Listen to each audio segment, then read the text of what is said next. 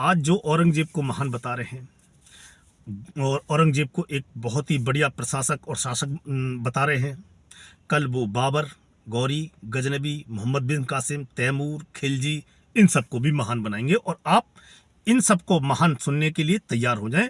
और आपके सामने आपके जो महापुरुष हैं उनको नीचा दिखाया जाएगा, और ये जो आक्रांता हैं, चाहे गौरी, गजनबी, खिलजी, मोहम्मद बिन कासिम, इनको महान बताया जाएगा आपके ही सामने। और आपके जो महापुरुष हैं, आपके लिए जो पूजनीय हैं, उनको नीचा दिखाया जाएगा।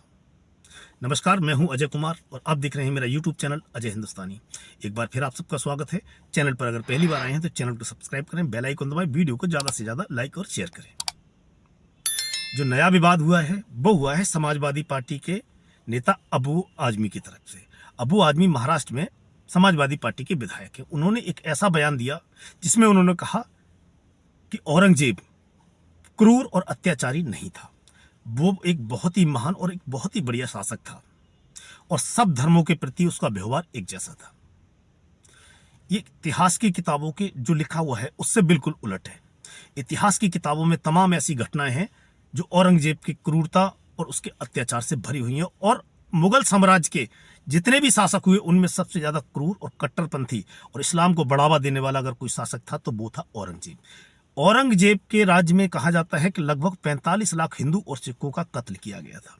अब ऐसे राजा को अगर कोई महान बताता है, कोई चरित्रवान बताता है, कोई ऐसा बताता है कि वो सब धर्मों के प्रति एक जैसा व्यवहार रखता था, एक जैसा नजरिया रखता था, तो ये कितना बड़ा धोखा है इतिहास के साथ। मतलब एक तरह से इतिहास को नकारने वाली बात है।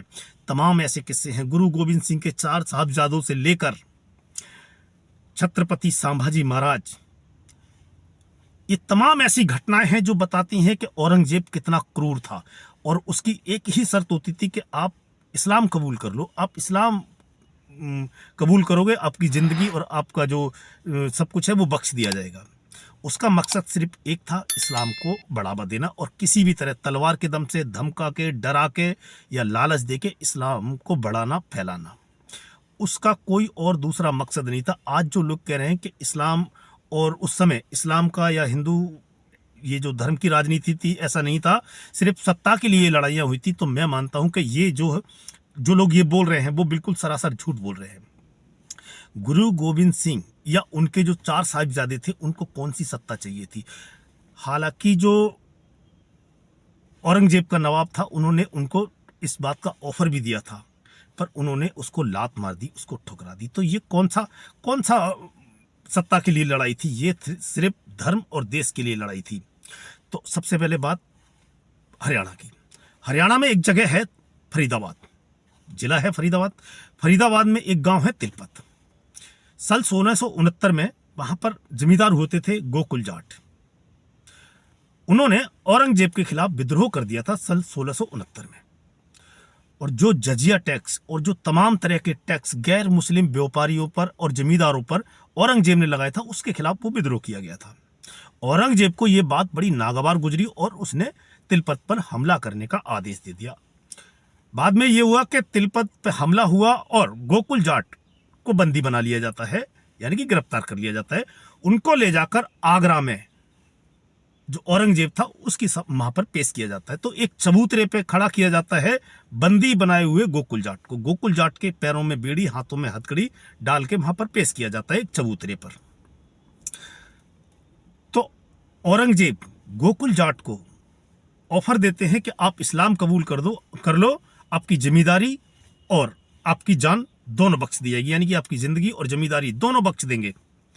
आप अंदाजा लगाइए उस बहादुर जो गोकुल जाट था, जो जमींदार गोकुल जाट था तिलपत का, उसने क्या जवाब दिया होगा औरंगजेब को। औरंगजेब जैसा क्रूर शासक उसके सामने बैठा है, बड़े बड़े अच्छे उसके सामने बात करने की हिम्मत नहीं होती थी, पर गोकुल जाट ने जो जवाब दिया उसको सुनकर तो औरंगजेब भी सन्न रह गया होगा। गोकुल जाट ने कहा कि अगर आप अपनी पुत्री का विवाह मेरे साथ कर देंगे, अपनी पुत्री अगर मुझे ब्याह देंगे, तो भी मैं इस्लाम कबूल नहीं करूंगा। इतना सुनना था और औरंगजेब गुस्से से आग बबूला हो गया और गोकुल जाट को मारने का ऑर्डर दे देता है। जब औरंगजेब के ऑर्डर पर गोकुल जाट पर तलवार से वार किया जाता है तो वहां एक खून का फव्वारा फूटता है। आप जाकर देखें, आज भी उस जगह का नाम फव्वारा ही है। तो सिर्फ ये धन दौलत, सत्ता या पावर की लड़ाई नहीं थी। औरंगजेब का मकसद एक था, इस्लाम को फैलाना और लोगों में डरा धमका के इस्लाम कबूल कराना। और उसने लाखों लोगों को इस्लाम कबूल करवाया था, डरा के धमका के लालच दे के। इतिहास गवाह है। गोकुल जाट के साथ जो किया गया वो मैंने आपको बता दिया। ये मुझे इतिहास में मैंने किसी किताब में नहीं पढ़ा था, पर जो आपका अखबार यूट्यूब चैनल है उसके जो संपादक हैं प्रदीप सिंह, उनके एक वीडियो में मैंने इस कहानी को सुना, मुझे बड़ा इंस्पायरिंग लगा ये किस्सा कि कैसे एक अताताई, उग्र और क्रूर राजा के सामने गोकुल जाट ने हिम्मत से ये जवाब दिया था कि अपनी बेटी ब्याह दोगे तो भी मैं इस्लाम कबूल नहीं करूंगा। गुरु गोविंद सिंह का आपके सामने है। गुरु तेग बहादुर का शीश उतरवा लिया गया था चांदनी चौक में। दिल्ली का जो चांदनी चौक है उसमें गुरु तेग बहादुर का शीश उतरवा लिया गया था औरंगजेब के कहने पर। क्यों? क्योंकि गुरु तेग बहादुर जी ने इस्लाम कबूल करने से मना कर दिया था। औरंगजेब चाहता था कि गुरु तेग बहादुर इस्लाम कबूल कर लें ताकि बाकी जो हिंदू हैं और जो सिख हैं वो अपने आप इस्लाम कबूल कर लेंगे। उन्होंने गुरु जी को धमकाया, डराया हर तरह से, पर गुरु जी अड़िग थे, उन्होंने इस्लाम कबूल नहीं किया। नतीजा ये निकला कि औरंगजेब के कहने से गुरु तेग बहादुर जी का शीश कलम कर दिया गया। शीशगंज, जो जहां पर आज शीशगंज गुरुद्वारा है दिल्ली का, वहां पर। इतना क्रूर राजा था। गुरु जी को कौन सी संपत्ति, सत्ता चाहिए थी जो औरंगजेब से वो मांग रहे थे या उसके लिए झगड़ा कर रहे थे? ये देश और धर्म के लिए लड़ाई थी। आज अगर हिंदू हिंदुस्तान में है, भारत में अगर हिंदू है, उनके मंदिरों में उनके भगवान हैं, उनके देवी देवता हैं और वो आज़ादी से जी रहे हैं, तो इन गुरुओं का और गोकुल जाट जैसे, छत्रपति संभाजी महाराज जैसे लोगों का बहुत बड़ा योगदान है। छत्रपति संभाजी, शंखवेश्वर के युद्ध में उनको बंदी बना लिया जाता है, औरंगजेब के सामने पेश किया जाता है। औरंगजेब का जो मकसद था हमेशा की तरह कि इस्लाम कबूल कर लो, पूरा मराठा साम्राज्य आपको दे दिया जाएगा, आपकी जिंदगी भी बख्श ली जाएगी। छत्रपति संभाजी, जिसको छावा कहते हैं यानी कि शेर का बच्चा, उसने इस्लाम कबूल करने से मना कर दिया और बड़ी ही क्रूरता से औरंगजेब के कहने से उनके एक एक अंग को काट दिया गया, आंखें फोड़ दी गई, जबान काट ली गई, तिल तिल कर उनको मारा गया और बहुत बेरहमी से उनका कत्ल किया गया था। ये था औरंगजेब की महानता। और कितना महान था औरंगजेब, इससे आप अंदाजा लगाइए। सन 1704 में चमकौर के युद्ध में गुरु गोविंद सिंह के दोनों बड़े साहिबजादे शहीद हो जाते हैं। वो किसी धन दौलत के लिए, सत्ता के लिए, राजपाट के लिए लड़ाई नहीं लड़ रहे थे, वो अपने देश और धर्म के लिए लड़ाई लड़ रहे थे। औरंगजेब का मकसद वही था, इस्लाम को कबूल कर लो और आपको छोड़ देंगे। मगर गुरु गोविंद सिंह जी, उनके दोनों पुत्रों ने शहादत दी देश और धर्म के लिए। और तो और 26 दिसंबर 1704 को ही गुरु जी के जो दोनों छोटे साहिबजादे थे उनको वजीर खान के सामने पेश किया गया था सरहंद के किले में। वहां पर वजीर खान ने उन दोनों छोटे साहिबजादों के सामने, जिनकी एक की उम्र 7 वर्ष थी और दूसरे की 5 वर्ष थी, उनके सामने भी इस्लाम कबूल करने का ही ऑफर रखा था। इस्लाम कबूल कर लो और आपको जिंदगी बख्श दी जाएगी और आपको धन दौलत दी जाएगी। धन्य है वो माता जिसने ऐसे साहिबजादों को जन्म दिया। चारों साहिबजादे, मैं कभी कभी सोचता हूं तो मेरी रूह कांप जाती है कि छोटे साहिबजादे जिनकी उम्र मात्र 7 वर्ष और 5 वर्ष थी, क्या मुंह तोड़ जवाब दिया था वजीर खान को सरहद के किले में। इस्लाम कबूल करने से मना कर दिया था। दुनिया भर की उनको धमकियां दी गई थी, तरह तरह से उनको डराने धमकाने का लालच देके इस्लाम कबूल करने के लिए उन पर दबाव डाला गया। पर वो दोनों साहिबजादे अपने धर्म से हिले भी नहीं, डिगे भी नहीं। जबकि एक 7 वर्ष और 5 वर्ष की आयु क्या होती है? कुछ भी नहीं होती है।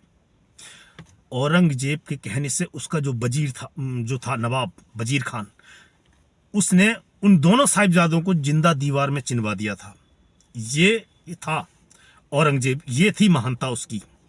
अब राजनीतिक दल, जो राजनीतिक दल आज आपको ये कहने की हिम्मत कर रहे हैं कि औरंगजेब महान था, कल आपको बोलेंगे ये बाबर महान था, खिलजी महान था, गौरी महान था, मोहम्मद बिन कासिम महान था, बाकी के जितने आक्रांता थे वो सारे महान थे। हमारे सामने हमारे ही महापुरुषों को, हमारे ही जो पूजनीय हैं, उनको शर्मसार किया जाएगा हमारे ही सामने। इस बात की आप गारंटी लिख लो, आप तैयार हो जाओ। ये जो बोला गया है अबू आजमी की तरफ से, ये गुरु गोविंद सिंह के पिता गुरु तेग बहादुर और उनके चारों साहिबजादों की जो बलिदान है उसको झूठा करार देने की एक नाकाम कोशिश है। वो कभी कामयाब नहीं हो सकते इस चीज में, क्योंकि उनका जो योगदान है वो इतिहास में लिखा हुआ है। औरंगजेब के लिए समर्थन करने वाले चाहे कितने भी आ जाएं, पर गुरु गोविंद सिंह, छत्रपति संभाजी, छत्रपति शिवाजी और तो और गोकुल जाट जैसे भी कितनी कहानियां और किस्से, कितने लोग हैं जिन्होंने अपने जिस्म से चमड़ी उखड़वा दी थी, चमड़ी खिंचवा ली गई थी औरंगजेब के कहने पर, इस्लाम कबूल नहीं किया था। और वो मामला जो राजपाट का नहीं था, सत्ता पावर का नहीं था, वो सारा का सारा खेल था हिंदुस्तान में गजवाए हिंद का। गजवाए हिंद शुरू से कुछ लोगों के दिमाग में है। मैं एक बार बता दूं कि जो भारत का मुसलमान है उसका हालांकि मुगलों से कोई लेना देना नहीं है, पर कुछ लोग हैं जो भारत के मुसलमानों को मुगलों से जोड़ने की कोशिश करते हैं। भारत का जो मुसलमान है वो भारतीय है, उसका मुगलों से, आक्रांताओं से कोई लेना देना नहीं, उनका डीएनए और उनका डीएनए अलग है। पर कुछ लोग हैं जो उनको बताते हैं कि हाँ मुगल यहाँ पर शासक थे और हम उनके वंशज हैं। ये सरासर झूठ है। और जो मुसलमान पढ़े लिखे हैं उनको इस चीज़ को समझना चाहिए कि मुगल से उनका कोई लेना देना नहीं है। मुगल अलग थे, ये जो हमारे मुस्लिम हैं ये सब भारतीय हैं। तो ये जो लोग राजनीतिक दल जैसे अबू आजमी ने पानी में पत्थर मारकर उसकी गहराई नापने की कोशिश की है कि अगर मैं ऐसा बयान दूंगा तो प्रतिक्रिया क्या होगी। वो गहराई नाप रहे थे कि ऐसा बयान देने के बाद प्रतिक्रिया क्या होगी। और बड़े ही दुख की बात है कि उनके बचाव में मुसलमान से ज्यादा हिंदू नेता खड़े हो गए आके। कांग्रेस के नेता उदित राज उनके समर्थन में आ गए, और जो मुस्लिम नेता हैं जैसे राशिद अल्वी, उनकी तो बात अलग है। पर जो आपको हिंदू विरोधी होने के लिए मुस्लिम या सिख क्रिश्चियन होना जरूरी नहीं है, आप हिंदू होकर भी हिंदू की बुराई कर सकते हैं। आपके सामने एग्जाम्पल है अखिलेश यादव।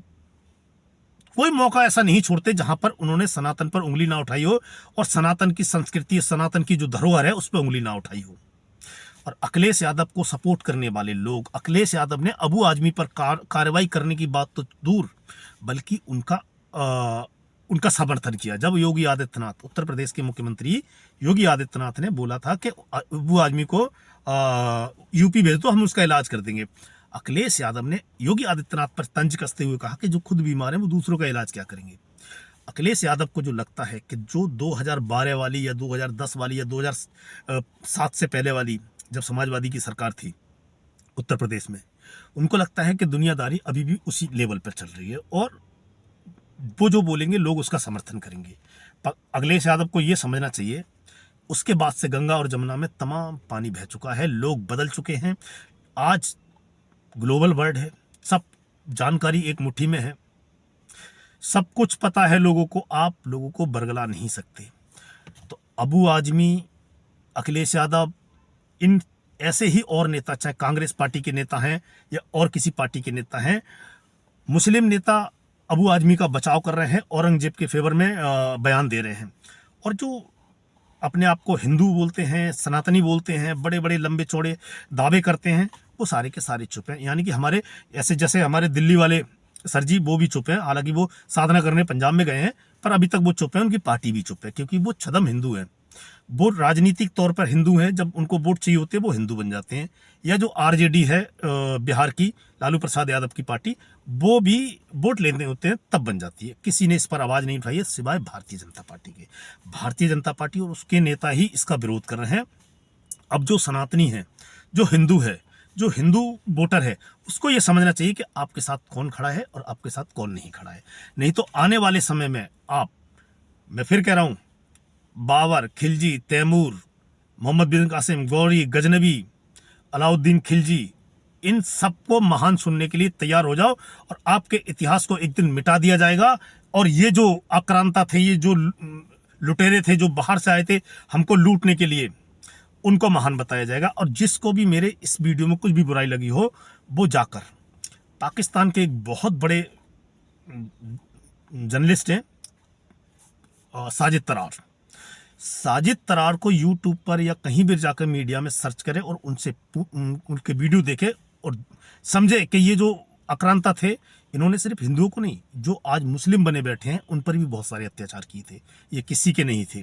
तो जो भारत का मुसलमान है शायद उसको समझ आएगी कि ये जो आक्रांता थे, जो लुटेरे थे, जो बाहर से आए थे, जो मुगल थे, उनका भारतीय मुसलमानों से कोई लेना देना नहीं। सिर्फ एक के वो मुस्लिम थे बस, इसके अलावा कोई लेना देना नहीं है। इसी बात का फायदा उठाकर ये जो तुष्टीकरण वाली पार्टियां हैं, कांग्रेस है, समाजवादी पार्टी है, बहुजन समाज पार्टी या जो और जो पार्टियां हैं, इसी का फायदा उठाती हैं और मुस्लिम जो मतदाता है, जो मुस्लिम लोग हैं, उनको मूर्ख बना के वोट लेने की कोशिश करती हैं।